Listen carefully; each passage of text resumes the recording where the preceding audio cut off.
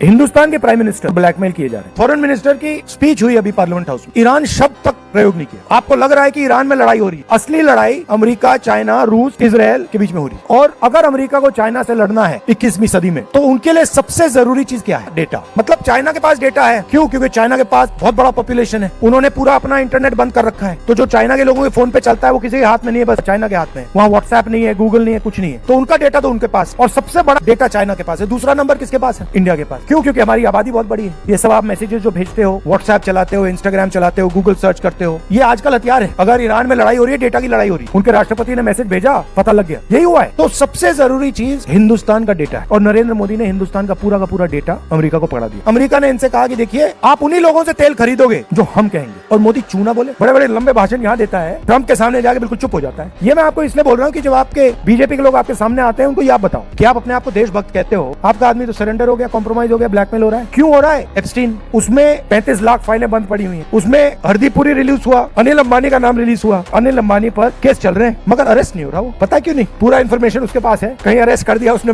मुंह खोल दिया तो वही काम खत्म हो जाएगा। तो बड़े टेंशन में है प्रधानमंत्री जी, क्योंकि एक साइड अनिल अंबानी है, दूसरी साइड हरदीपुरी, तीसरी साइड एप्स्टीन, चौथी साइड ट्रंप। नाम नरेंद्र, काम सरेंडर।